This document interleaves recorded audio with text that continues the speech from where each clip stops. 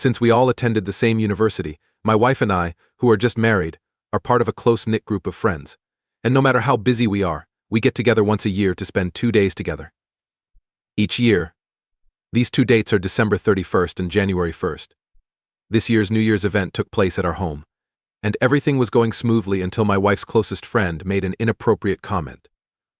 Everyone in the room could hear the unintentional slip of the tongue.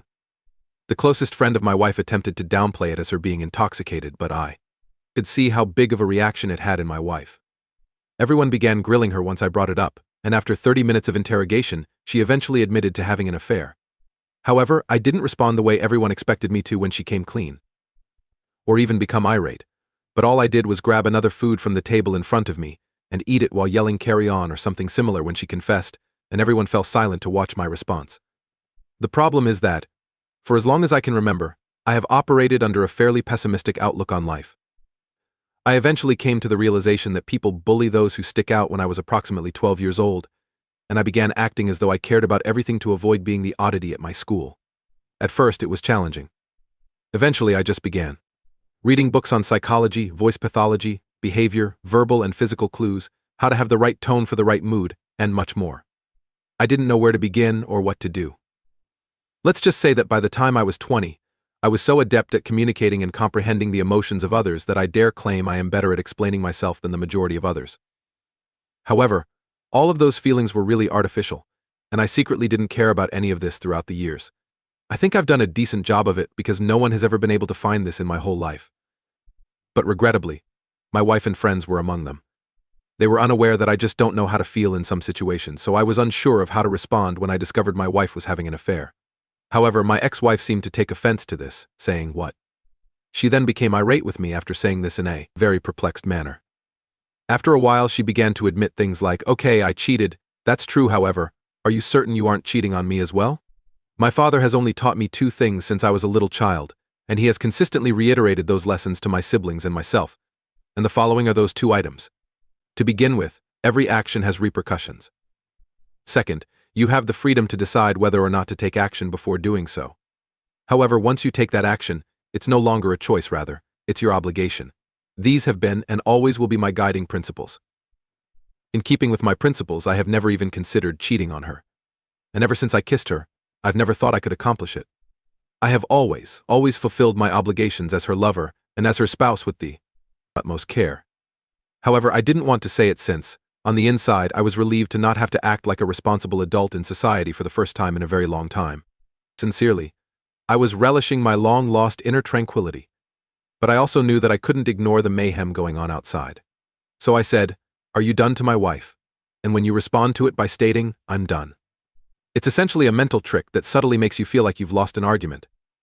I posed the same question I had asked previously, and this time she stated she was done, even though she didn't say so, and went on for a bit.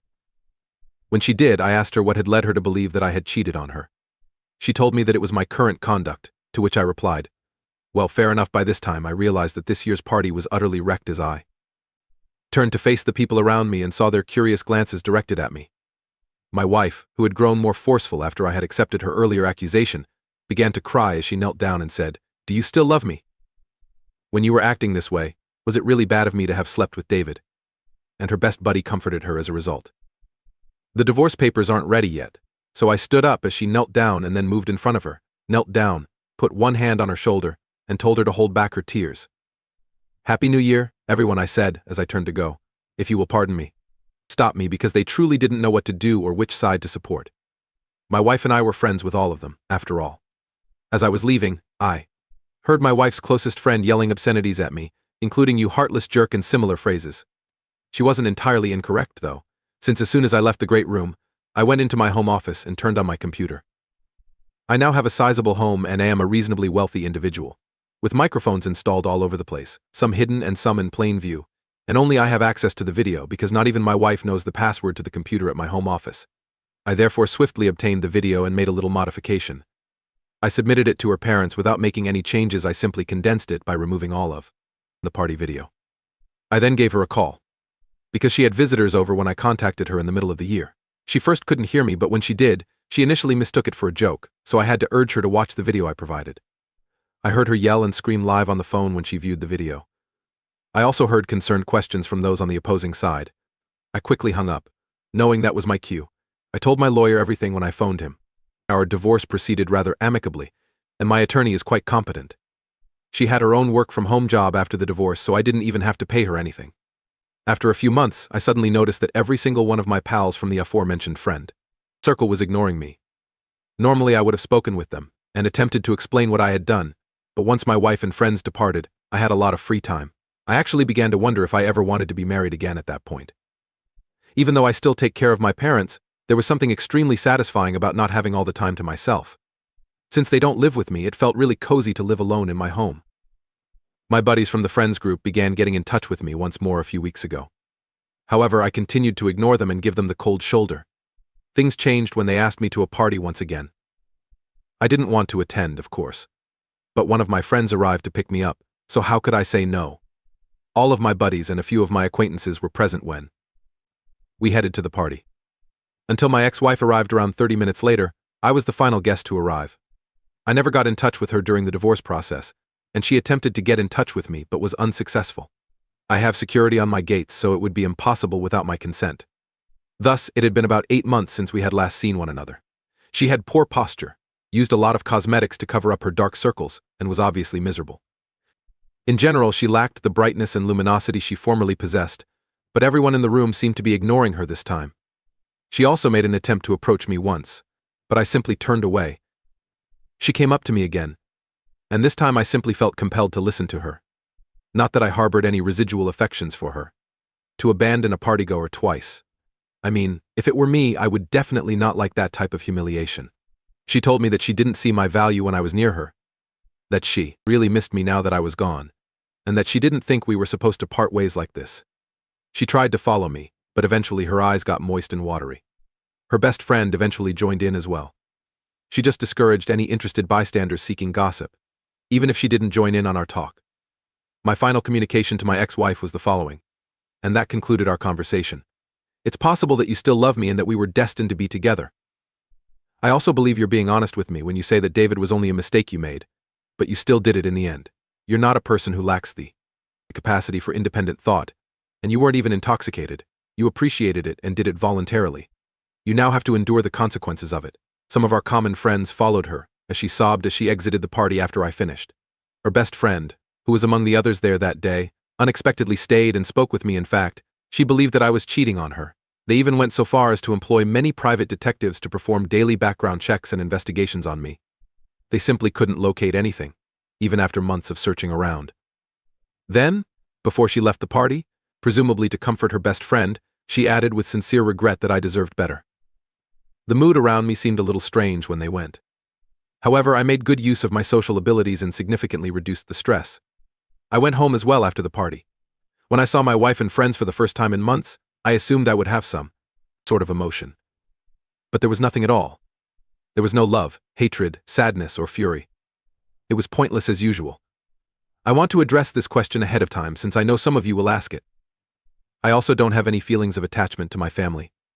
I owe my parents for raising me, my siblings for shaping our future together, my friends for sharing my darkest secrets, and my wife and lover for witnessing every part of my body. I have no feelings for any of them. Do not misunderstand me. I've performed admirably in my roles as a lover, friend, sibling, and son. I have never abandoned my obligations due of my emotional state. Instead, I have always taken them very seriously.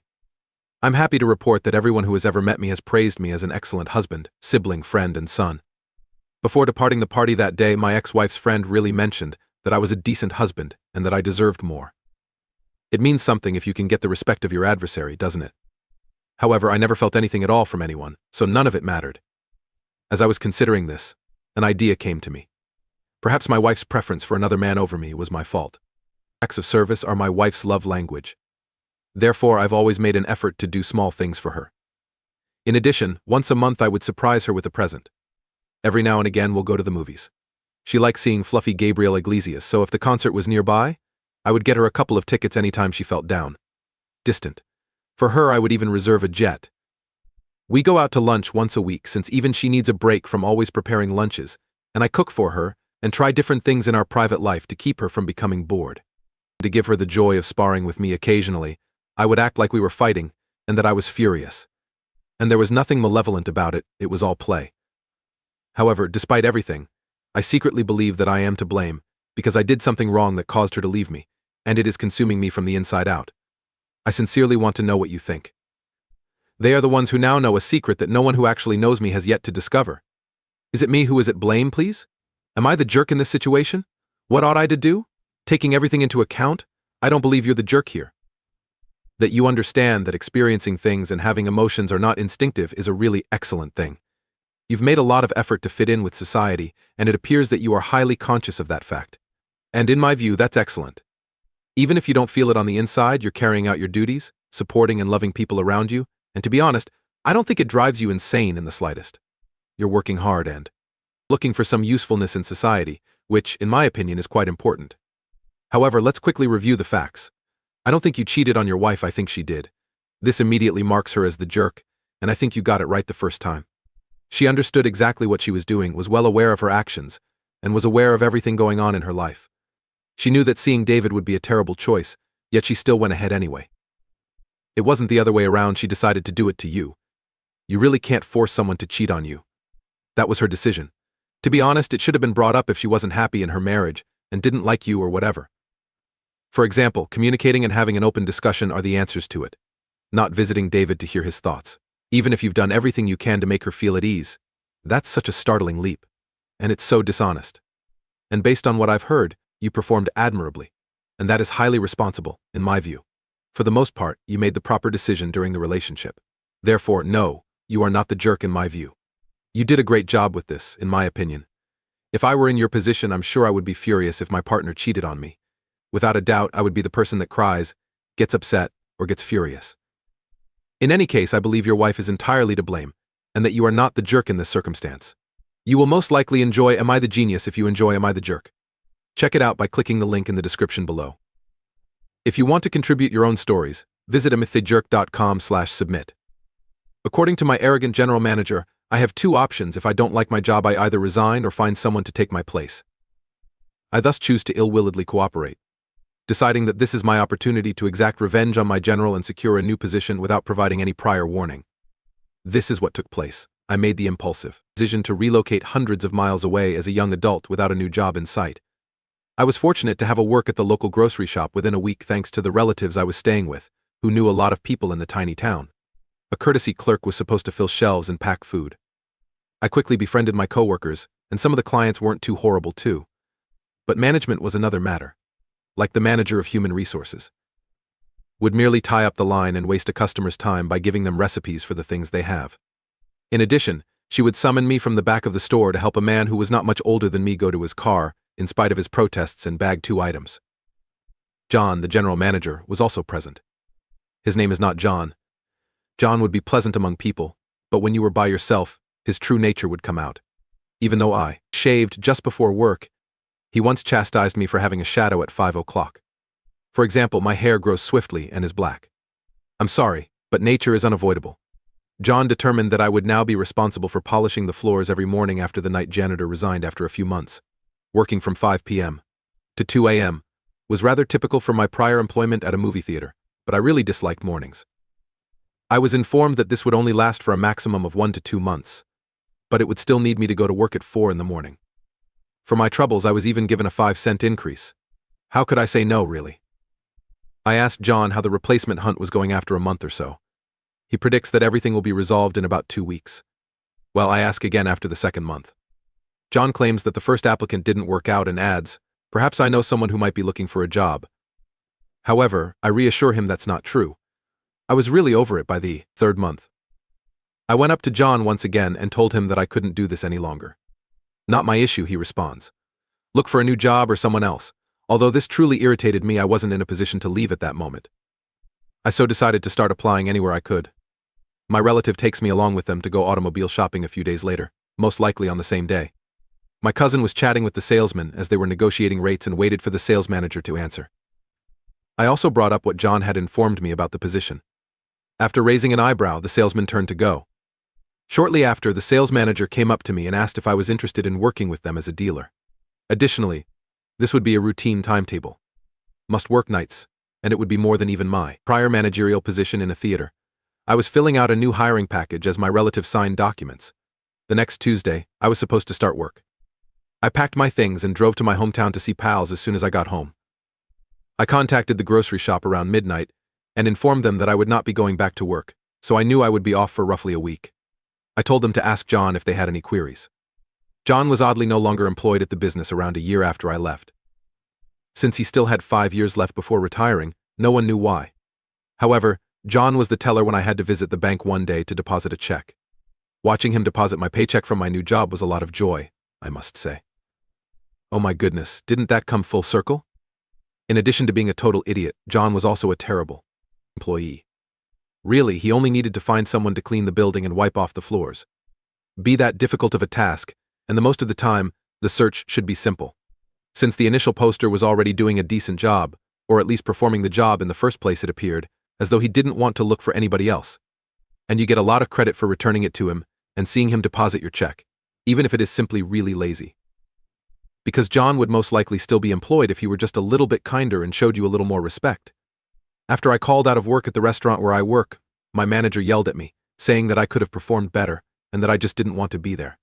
I'm at a crossroads right now and am genuinely unsure of what to do.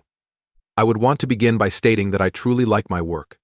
I genuinely enjoy my job, I get paid well, and I get along with my coworkers. In addition to attending college, I work.